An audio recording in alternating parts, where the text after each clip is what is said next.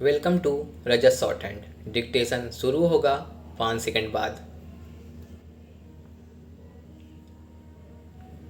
Start. America और Iran में कोई समझौता होने की संभावनाओं के बीच जिस तरह दोनों किसी सहमति पर भी पहुंचते नहीं दिख रहे हैं, उससे किसी के लिए भी कहना कठिन है कि बातचीत सही दिशा में चल रही है और पश्चिम एशिया संकट शीघ्र समाप्त होने वाला है। पिछले लगभग एक माह से कभी अमेरिका वार्ता के सही दिशा में जारी रहने की घोषणाएं करता है तो कभी ईरान अपने रुख में नरमी दिखाता है, लेकिन परिणाम शून्य है।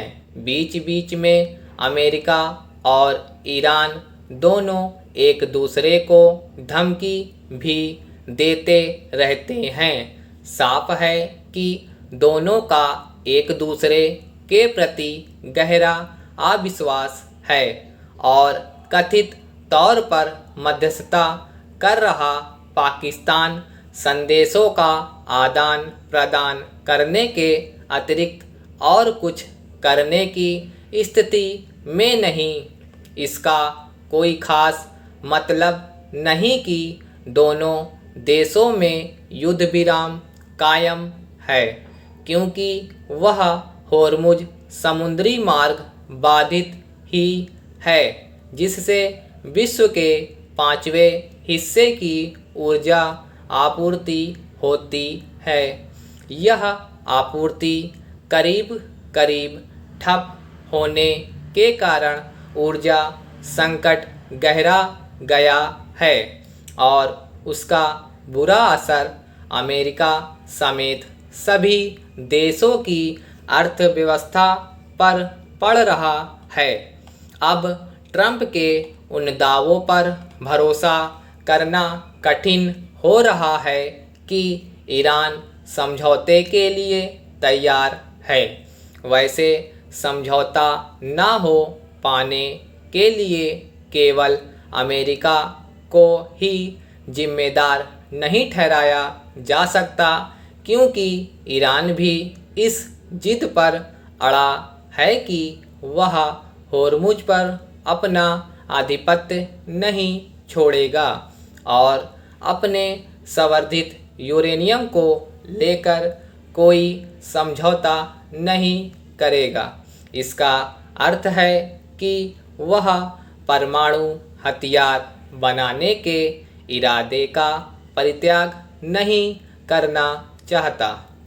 इसे कोई भी नहीं चाहेगा कि ईरान परमाणु हथियार बनाने की क्षमता हासिल करे। उसे न केवल परमाणु हथियार हासिल करने के इरादे को छोड़ना होगा, बल्कि होर्मुज पर नियंत्रण रखने की जिद भी छोड़नी होगी।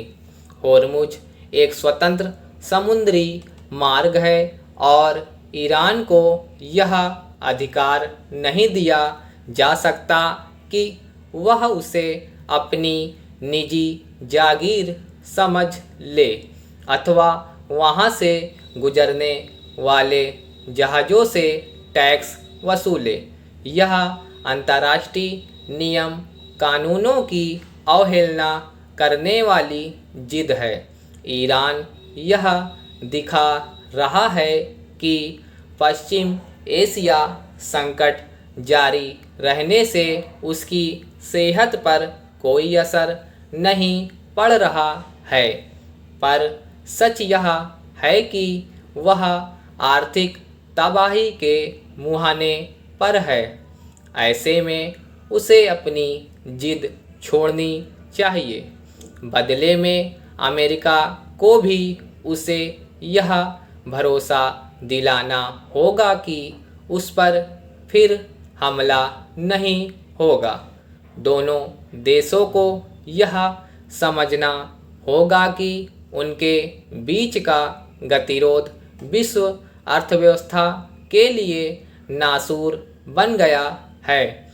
बहुत हो चुका, अब यह गतिरोध टूटना चाहिए, क्योंकि पश्चिम एशिया संकट विश्व के करोड़ों लोगों को प्रभावित कर रहा है। लोगों की रोजी रोटी पर ही संकट नहीं है, वे गरीबी के दुष्चक्र से भी घिरते जा रहे हैं। स्टॉप।